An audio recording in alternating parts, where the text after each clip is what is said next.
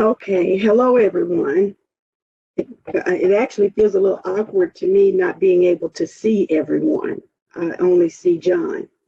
But Richard Wright is a very interesting writer to me. I do have a few questions after this slide, but because of the format, I think that I'll just move on. And I want to share uh, my interest in how I became interested in his writing. So using words as a weapon, the quest for racial equality in America. Next slide, John, please. John gave you a few questions, but I also want you to think about why anyone in a developed country like America would have to argue, protest, or prove that Black Lives Matter or any lives matter for that matter. And what does true citizenship in America really mean for everyone in the multicultural and diverse state that we live in now? And what is a democracy? And at some point in this presentation, I would like for a few people to share a recent experience that they've had in America involving a violation of basic human rights. Even if it's not personal, it might be something that you witnessed. Next slide, please. So Richard Wright, he was a self-taught protest writer. He wrote his two most famous works to me are Black Boy, which is an autobiographical sketch. It's actually a pretty thick novel of his life in the South and when he migrated to Chicago, actually looking for more freedom, trying to escape racism and Jim Crow. But he was disillusioned when he got to the North because he realized that with all of the industrialism, instead of having field bosses, you basically had building bosses. So he was confronted with the same racist attitudes in the North that he experienced in the South. However, he believed that people could live a life of dignity and that others should not be violated because of their race, their personality, and that man should be able to express how he felt, regardless of his color, without fear or shame. And we know that historically during that time, the South was wrought with lynchings and like I said, Jim Crow. Next slide, please. Wright was influenced by the intellectual thoughts of H.L. Menken. Menken was a journalist who basically criticized the Jim Crow practices of the South. And Wright worked for the post office, and as he ran errands, well, let me back up. He had a long career with the Postal Service, but he was also an errand boy. And during that time, it gave him access to newspapers and clippings. And he got a hold of something by H.L. Menken, and he was really influenced by how Menken criticized the Jim Crow South. Naturalism, communism, and existentialism also influenced his thinking because, as I have a note on my PowerPoint there, to him, economic, social, political, and historic factors determine consciousness and one's awareness in the world. The other way that I came to be interested in Wright, and to me, this is very important. As a student and when I got my master's degree, and that was 20 years ago, I never read Wright as part of a seminar or in a class. However, I read Zora Neale Hurston, and I'm not sure how many people are familiar with Hurston, but Hurston is often praised for her writing of Their Eyes Were Watching God, and all of her work for cultural, preserving Black culture and preserving the folklore and the practices. But I ran up on a quote by Richard Wright where he said that Zora Neale Hurston wrote the kind of trash that a white audience wanted to hear, that entertained white audiences. And that kind of shocked me to hear him say that about her. And then that helped me understand the power of language and the problem that he had with her writing. And the problem that he had with her writing is that she wrote in the Black English vernacular to preserve the culture, but when someone else reads that, if it's not explained to them, if the language isn't explained to them, it really just looks like she's promoting the same backward ideas, the same backward language that most Black people during that time tried to escape. And I hope that makes sense. So to me, as a professor and as a teacher, if someone's going to teach, their eyes were watching God, and I'm coming from Wright's perspective because Wright helped me understand this. If you're going to teach a piece of literature that has language like that Hurston promotes, you have to teach the history of language and the power of that. And for example, students would understand better the culture that brought about that language if they understood how African Americans learned that language. When slaves were brought over from Africa, they were separated. They didn't speak English. They spoke their own native African tongues, and they spoke different tongues based on their tribes. So when they brought them to America, they separated them. They separated the tribes so they couldn't communicate with each other. So when African Americans did learn English, they had to learn it without the benefit of a classroom, and they learned it often from an overseer who was in the field with them, who was not educated himself, and who did not speak the Queen's English himself. So they ended up piecemealing a language together so they could communicate with each other and communicate with the overseer. And Black English vernacular is what you get from that. And I want to make one more comment about that. English is not an easy language to learn. For example, the verb be has 7 different forms. So when you have that Black English vernacular and you get something like Black people saying, like you get in their eyes were watching God, I be or I is. Which form do you use when you don't learn the language in the classroom, or you didn't learn it from someone who taught it to you in a structured way?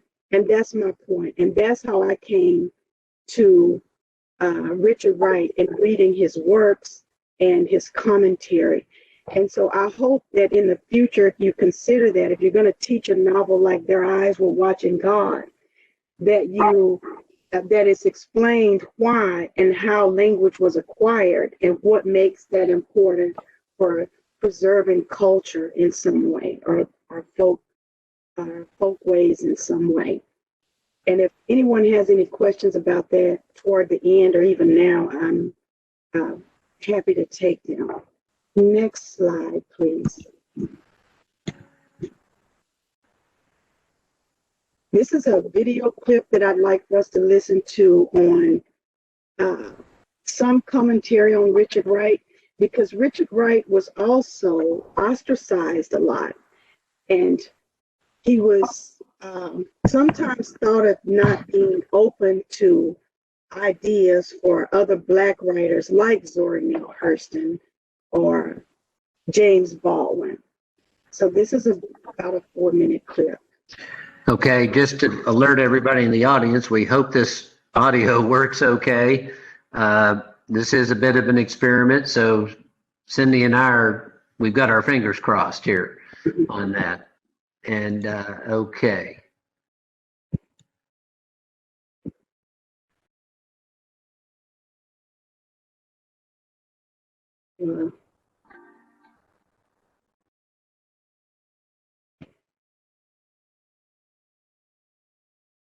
I heard it, now I don't hear it. It was one of the people who made me conscious of the need to struggle. You understand what I mean? Even though later I come up and say, well, man, I don't agree with that. I don't agree with that. Still, in the sense of him describing and analyzing the whole existence of Black people as an oppressed nation, that's priceless. I was scared. All my life I heard of black men being killed. killed because of white girls. There I was.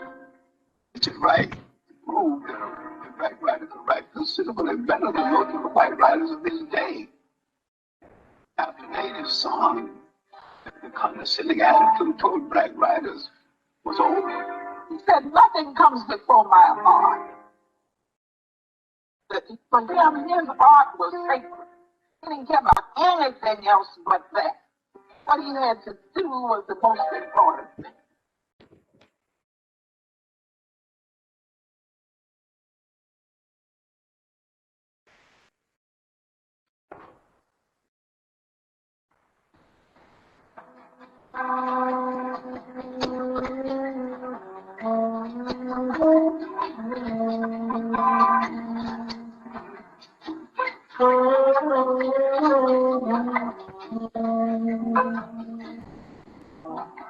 Few people, I think, can imagine what it had to be like to live under conditions of not only repression, tremendous racist discrimination, but no outlet for talking about it, for seeing a way of changing.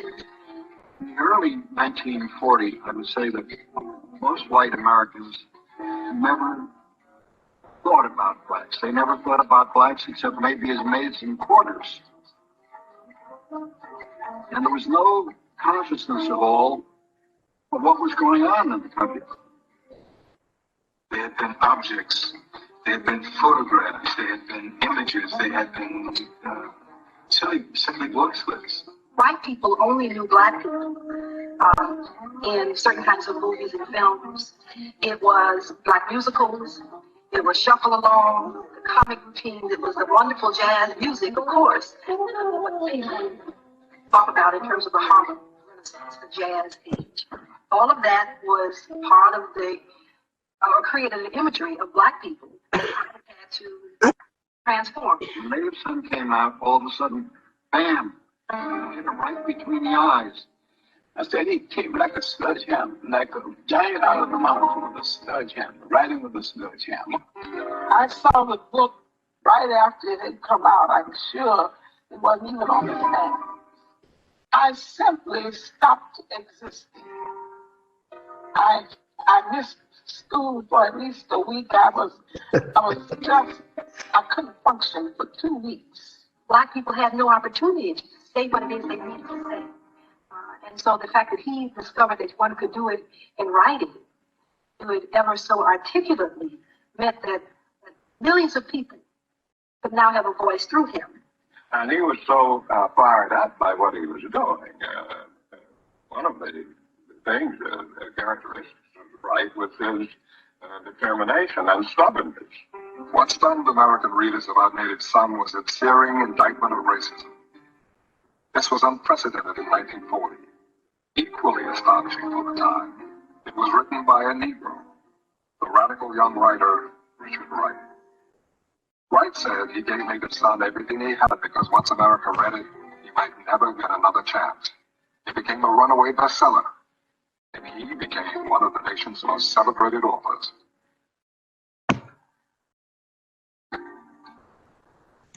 Okay. Next slide, please. I chose that video clip because it actually shows, I like the way they articulate that Wright used writing as a sledgehammer, but he had a determination and a stubbornness. He always had a purpose, and he wanted other African-American writers to have that same purpose. He felt like instead of writing just to entertain, writing should have a purpose, to free Black people in some way, to give them a voice, to help to show the Black experience in America. If you've never read Native Son has a protagonist named Bigger Thomas. Bigger Thomas actually in the narrative accidentally kills a white woman, and that causes all of his trouble. And Richard Wright had such a strong cultural consciousness that he presents Bigger Thomas as a character who basically fails because he doesn't have control of language. He's unable to express himself. Unlike what we get in Black Boy. In Black Boy, we see a young Black man coming of age who's able to express himself, who's able to subvert the Jim Crow system in a lot of ways, and a young Black man who's aware of the democratic process in America, even though he doesn't have access to it. In some way, he's aware of it. So this strong cultural consciousness is what Wright wanted to promote. Next slide, please. And I think that's what makes him relevant today, is the cultural consciousness. Black Boy, so I'm talking about two different novels. I don't want to confuse anybody. So Native Son is the one with the protagonist of Bigger Thomas. Black Boy is his autobiographical sketch. He ends Black Boy with these two paragraphs, and I just want you to get a feel of what he thought about words. He says, I picked up a pencil and held it over a sheet of white paper. And to me, a sheet of white paper is symbolic in many ways. But my feelings stood in the way of my words. Well, I would wait day and night until I knew what to say. Humbly now, with no vaulting dream of achieving a vast unity, I wanted to try to build a bridge of words between me and that world outside, that world which was so distant and elusive that it seemed unreal. I would hurl words into this darkness and wait for an echo. And if an echo sounded, no matter how faintly, I would send other words to tell, to march, to fight, to create a sense of the hunger for life that gnaws in us all, to keep alive in our hearts a sense of the inexpressible human. To me, that's a powerful ending for that book.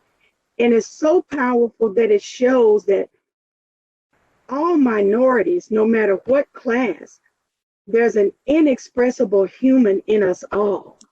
Wright personifies words here in such a way that he's saying that I'm going to fight with these words, and I'm going to send other words to fight, to create that sense of hunger. I'm going to make someone listen to me so that the world understands the experience and how I feel in this world. That degradation, that sadness, but I'm still a man. Next slide, please. With that in mind, I want to transition to something else that I think makes Wright very, very relevant today. I think that we have modern day lynchings, just not in the same form of hanging from a tree. So I want everyone to think for a minute about race distribution in America. How does population distribution affect the democratic process? What is white privilege? Why is it so hard to talk about? And I bring up Rodney King, Freddie Gray, George Floyd, and more recently, I was shocked yesterday to see a video of a Black Army lieutenant. His name is Caron Nazario. I hope I'm pronouncing that correctly. Pepper sprayed and assaulted by white police officers. By white police officers after he decided to drive to a well-lighted place and wanted to know why he was stopped. And I won't get into all the detail of the video, but if you have not seen that, it happened back in December, I think it's worth watching. So my multiculturalism in America is very important because minority voices, marginalized voices are important. And I put this slide up here to show, this is from 2019. I've seen one from the US Census Bureau that actually says America is 76% white. But this particular one says it's 60% white, 18% Hispanic, 12.2% Black, 5% Asian, and Native Americans are not even at 1%. And then people who identify as multiple races or biracial are 2.8%. And I wanted to ask my audience, but I can't do that right now since it's not live, I guess, or whatever. I wanted to ask my audience, how they thought those factors affect the democratic process in America. And I want to raise some sort of awareness of how a majority can be so much a part of a majority that you don't realize sometimes the experiences that a minority might have. And I also want to throw a caveat out there that my son is a police officer, so I have a lot of respect for police officers and the job that they do. And I know that when they go home in the evenings, they want to be safe like everyone else. But when we live in a society where someone's rights can be violated, or someone is so misunderstood that if they make the wrong move, it could result in death, we have a problem. And that's part of what Wright was bringing, that's part of what Wright brought out in Native Son and in Black Boy, and even in his essay, White Men Listen, and the Blueprint of Negro Writing. Those were his concerns of being heard, and how when a person isn't heard and a person doesn't have a voice and a person doesn't have an outlet, it can overflow in violence in some way. Next slide, please. So he was able to effectively present in those works, which is why they're still around today, still studied today, still taught today, the challenges of being Southern, Black, and male in America. He institutionalized the nature of racism in America. I maybe should have said materialized it in such a way in his novels that we were able to see it play out and see the effects of it. He confronts a racial social order. Today, that same system exists, but it's just more covert instead of being overt.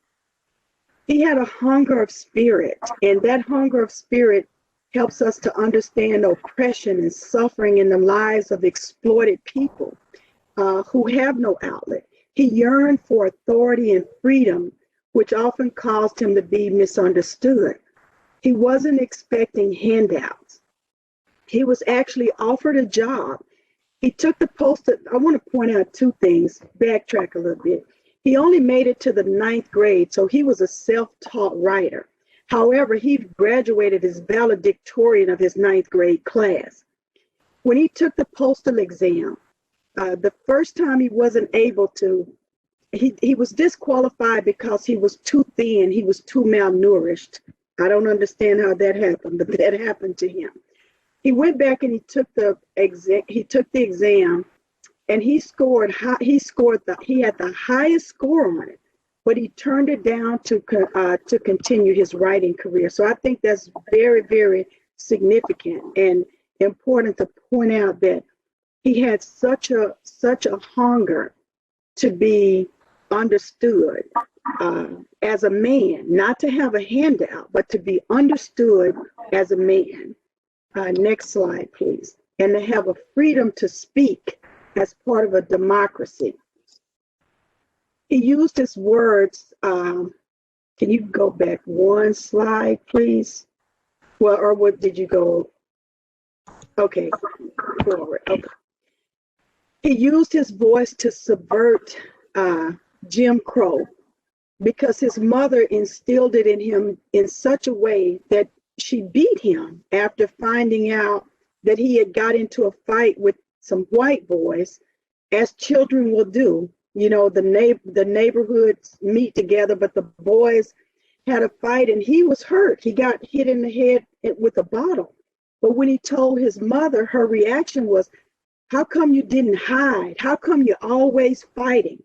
And then after stripping him naked and beating him, she imparted what she felt like were the gems of Jim Crow.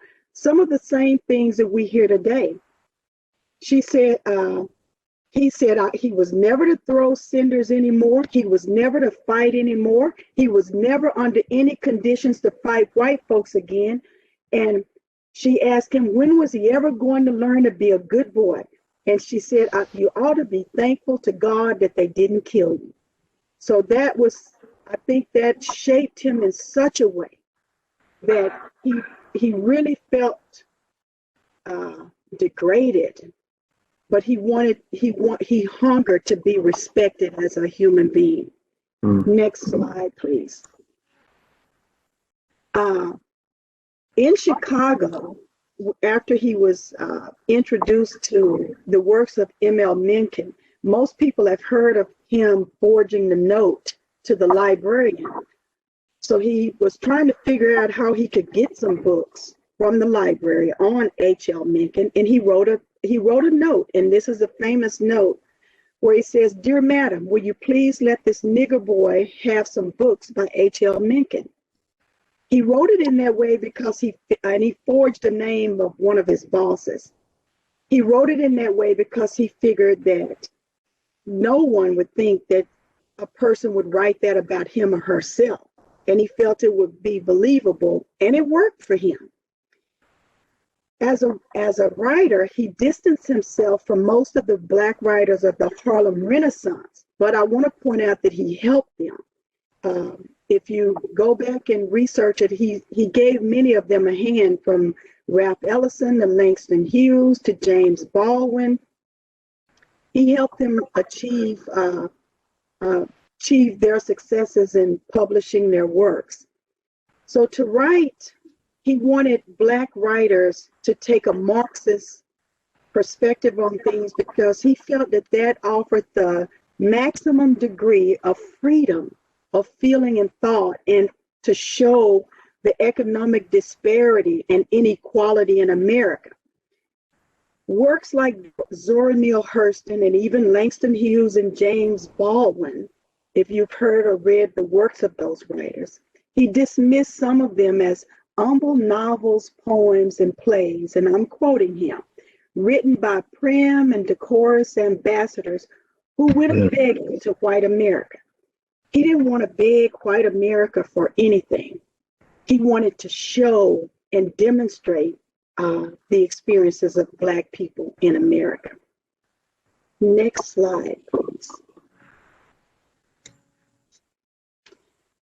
Now, as I come to the end, we can go back through, because I'm hoping we have a conversation over the population distribution, what it means to be, what is a democracy, what does it mean to be, what does citizenship in America really mean, and what is white privilege, and how does it affect our democracy?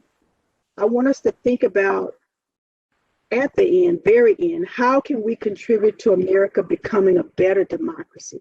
What roles do consciousness, awareness, and listening, rhetorical listening, the kind of listening that you do to understand, not to respond, what do they play in helping us create a stronger democracy?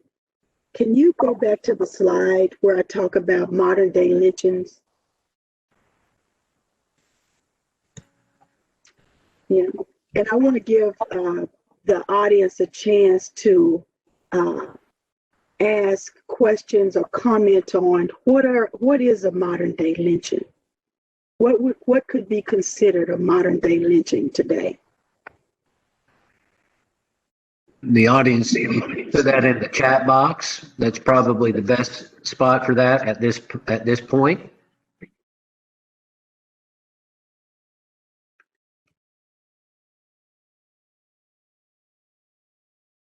Do you think it would just freeze the system if people were able to speak, or if they have to remain quiet, or? Well, the name George Floyd was typed in by one person.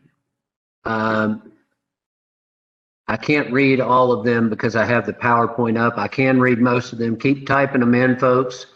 Man falsely accused of a cell phone. I couldn't read the rest of it. Constant reminders that we don't want you to have a voice.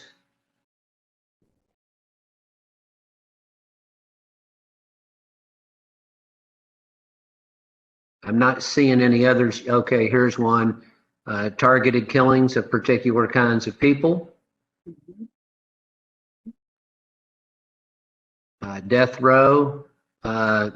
not just killing unarmed blacks, one person says, but also getting away with it. With impunity. Now, here's a question on, does modern day lynching apply only to race? Another student asked, could those apply to other gender and sexuality issues as well? I hope I'm reading these off correctly, everyone. They flash up quick and then go away. So forgive me. Absolutely, it applies to gender. It applies not only to race, gender, sexuality, everything. And that's, to me, what makes Wright's work relevant today, is how whenever you experience such, how can you use writing or words to help articulate that experience, so that to give you a voice, so that it doesn't erupt in violence all the time. So yes, it comes out anytime someone's violated, any marginalized class is violated. That is a form of lynching when it becomes, I don't want to use the word institutionalized, but that's what I feel. Institutionalized in such a way that it's done with impunity. People are not punished. It often erupts in violence after a while, but it's very hard to talk about. Why is this so hard to talk about? Why is it that no one wants to talk about white privilege and no one wants to talk about modern day lynchings? Someone else has said that the destruction of the black family through incarceration. I'd like to comment on that too. I think about when Cindy, just real quick, Cindy, would you like for me to stop sharing on the PowerPoint so that we can see everybody? Okay, yes. And I can see the chat box a little bit easier too. Yes, okay. Okay, great, because we've got a lot in the chat box. There's a lot going on. I'm sorry to interrupt you. Go ahead. But that's okay. I wish it was a way I could see people, but I can only see you, but that's okay. It feels a little awkward though. But what I wanted to say is that somebody mentioned incarceration and how it had destroyed the black family. These things are hard to talk about, but when Nancy Reagan had her war on drugs and they came against everybody on using crack cocaine, drugs, marijuana, you have black people incarcerated, black men serving life sentences for marijuana, and because they're drug addicts, using crack. However, in America, when methamphetamines became a problem, and anybody can comment on this, all of a sudden with meth and things that affect the white population, drugs that affect them, all of a sudden now we want to treat these. We want to treat these conditions. We don't want to send them to prison anymore. We want to rehabilitate them some way. And that's the disparity that we have in America that we have to face. Why not throw them all in jail the same way you did all the people smoking crack cocaine back in the 90s or the late 80s? Because that was not the way to solve that problem. And yes, incarceration has destroyed the black family in America, because the other point of that, once you have a felony, you can't vote in America, a felony of a certain degree or capacity. And someone can comment on that if you want. So people's rights, their human rights are taken away, their very right at being a citizen in America. So do we really have, it begs the question, do we really have a democracy when there's such a huge sector who cannot participate in the laws that are made within that democracy? And I would say, no, we don't have a true democracy in America. Cindy, I'm going to start going through some of the student questions for you. And the first one is from Cambria. I hope I'm pronouncing that correctly. I apologize if not. And she says, and you kind of mentioned this, but I'm going to add to it. I wonder if Professor Wright could talk a little bit more about the echoes of the debates over language in Wright, Hurston, Hughes, and then she also mentions Du Bois and Booker T. Washington. Could you talk a little bit more about language and those people? I really wish I had the time to address language. That's a loaded question. You know, Booker T. Washington came from a school of thought of the agricultural South, of you were educating. So really what you're asking me is something that's debated over been debated over a period of time. What do we do with the Black people, right? What to do with the Negro in America? Booker T. Washington felt that you educate Blacks for agricultural purposes. In other words, give them a trade. What they need to go to school for is to learn farming, learn a trade, and they can take care of themselves. W.E.B. Du Bois came from a totally different school of thought. He believed in the talented 10th, and he believed that the talented 10th of the race should take care of the other ones in the race and speak for people in the race. And he believed that Blacks, instead of getting an education for agriculturalism or whatever, that they should be afforded a liberal arts education in some way.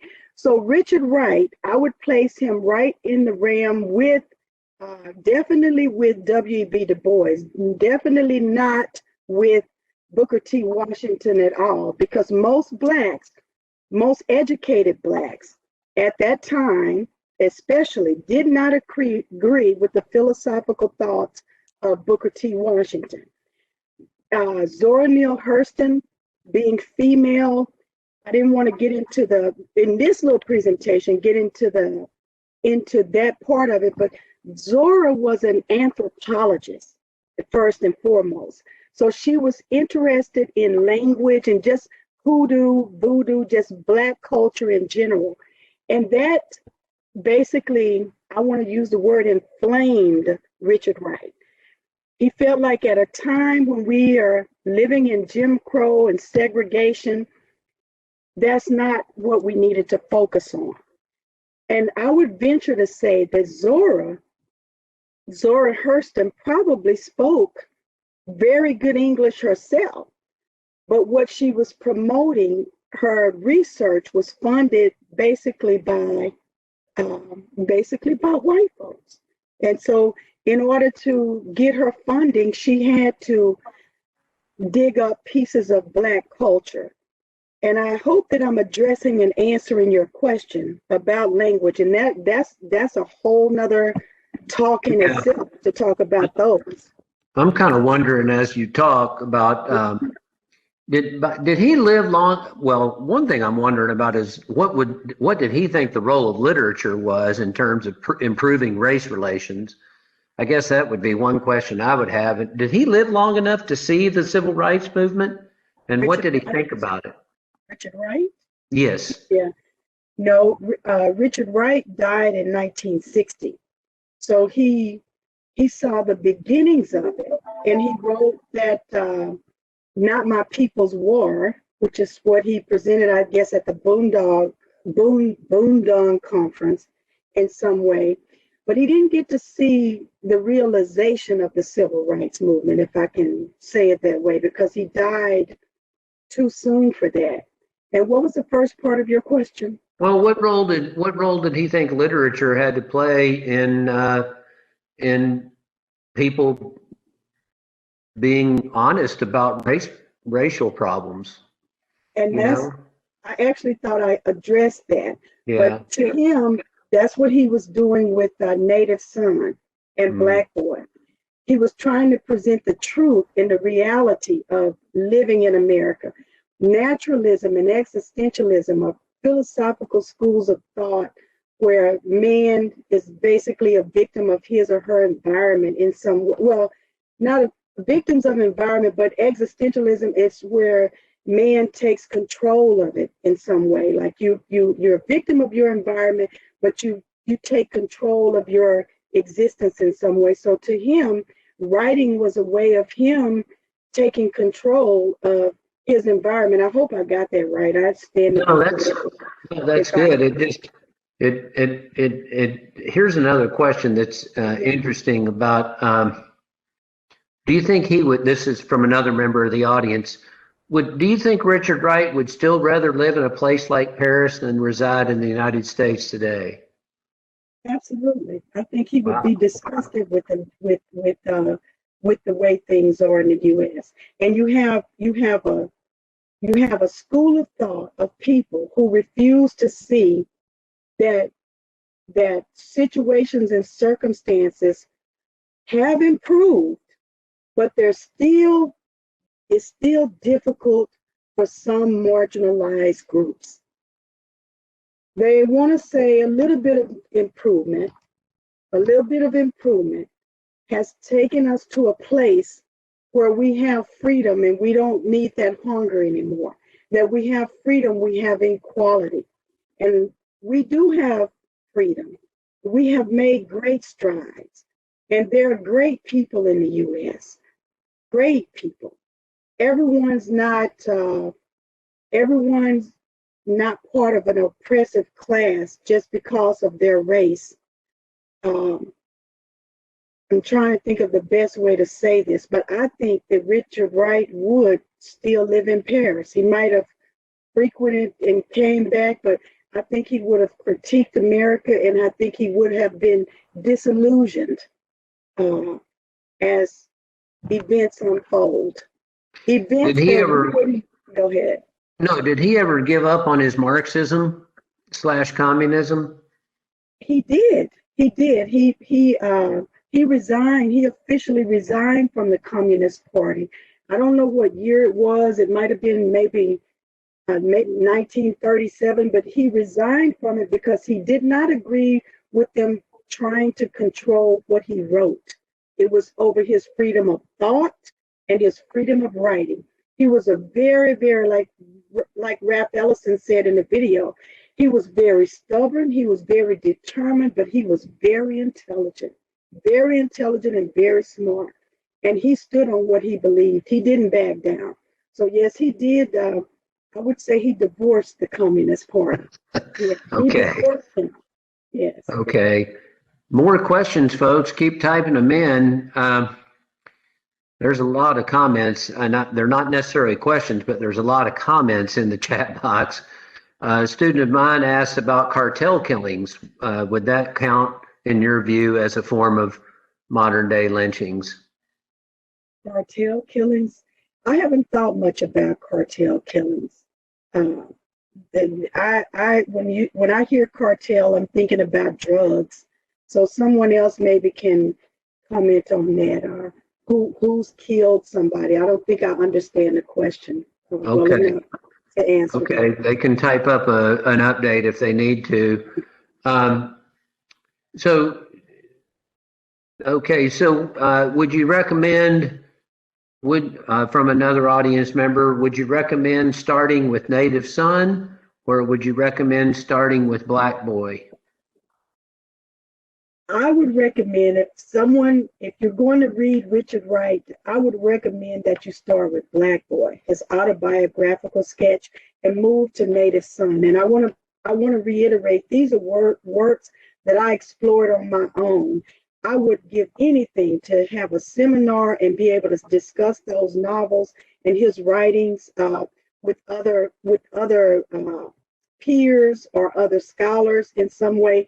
When I read Native Son, that book so disturbed me that I would say if you start with Black Boy and you've attended this seminar, you're ready for the violence that you're going to encounter in Native Son, of him being a victim of his environment in some way and not having the authority or the power of language, the education to speak for himself or to control his own destiny or his own environment in some way. And Richard Wright believed you had to have an awareness of your situation before you could correct your situation. Well, Cindy, when we get back to having face-to-face meetings, we should read those novels and invite some students and have a couple of seminars over that. I think that would be fantastic. Yes, several audience members are typing in that they would attend. Wow. Yeah, I would love so, that. Cindy, let's you and I promise each other that we'll do that. once we get back face to face. Okay, here's another question. Could you tell me a little more about H.L. Menken and why he inspired Wright? What I know about H.L. Menken is that he was a journalist and he was a critic. And of course, anyone that spoke against the Jim Crow system, when I say Jim Crow, that's the segregation system that defines Southern living. Whites only, blacks only over here. Blacks live on this side of the tracks. Whites live on the other side of the tracks. We don't mingle with each other. Menken criticized that. He didn't necessarily support the way things were done in the South with the whole cotton as king. So that's really about all I know about Menken. I haven't read a whole lot on him, but I can see what would spark Wright's interest in him. And I think that he got ideas from Menken that fueled him, and he studied the way Menken criticized the South and self-taught himself to write in that way, which is how we got Black Boy Native Son. He taught himself to write in that way. Yeah, I know a little bit about Menken, and I'm going to type into the chat box for everyone Menken's famous essay on the South called The Sahara of the Beaux-Arts. And you can find that online. And Menken is a scathing critic of criticism of white Southern civilization at that time. I should also say, for those of you who are familiar with the Scopes trial in 1925, Menken was one of the journalists at that trial, and he was really probably in the 1920s. Menken was probably America's most famous journalist. And he was a contrarian. He was of German ancestry. His column was shut down during World War I. And I know that, and you alluded to this, Cindy, that Richard Wright was certainly inspired by how anyone could do what he was doing with the words. So I would recommend just read Sahara of the Beaux-Arts. Here's a couple of other questions. We've got about 5 minutes left. Could you talk about the passage in Black Boy in which one of the lead characters kills a kitten? Why did Wright start Black Boy with such an episode? Now that's something that I know I can't talk about that a little bit. Let me see. I'm not really sure why Wright would start it with that way, with such a violence. I don't have an answer for that one. Okay. Of why he opened it up that way. I focus more on the language and his experiences and his moving to the North. And I didn't really focus on that incident or something, but somebody else might be able to. I think Steve Davis mentioned reading Black Boy, or maybe someone else has read it and they want to comment on it. Okay. Mm-hmm. Here's another question. This is a really good question. What qualities did he have, Wright? What qualities did Wright have that enabled him to overcome his racist environment and excel the way he did? Okay. I'm not so sure that he overcame the racist environment. I think the racist environment controlled him in such a way that he was always responding to it. And I think the racist environment led him to move to Paris. So with that in mind, I would say he didn't overcome it. He did have a self-determination, and he did have a curiosity that kept him reading, that kept him learning. He was not a religious person. So when he had a chance to read,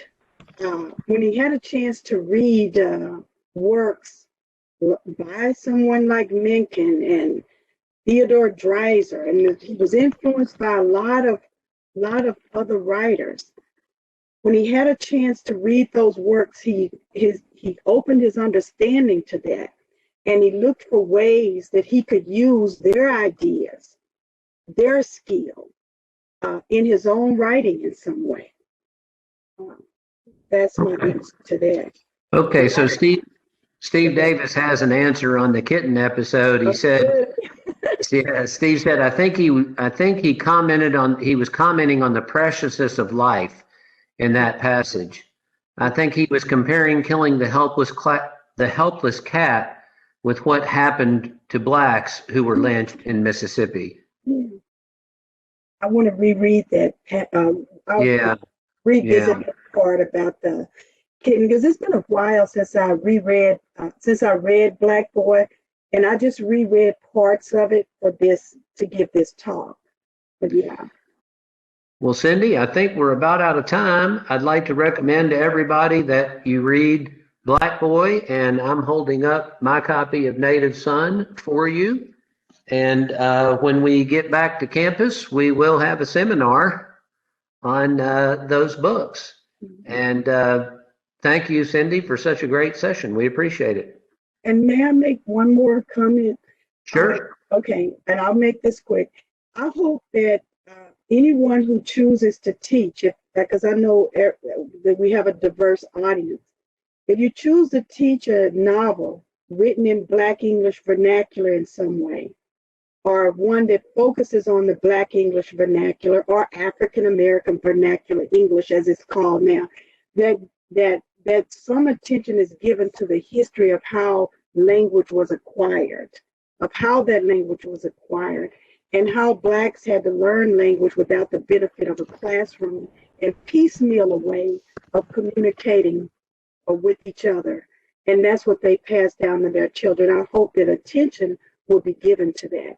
And I do hope that we will give attention to white privilege and how that affects how society, democracy, citizenship, and those factors, because it does, and that somehow more awareness can be brought to that, not in a critical way, but in a positive way, to where positive change can be influenced.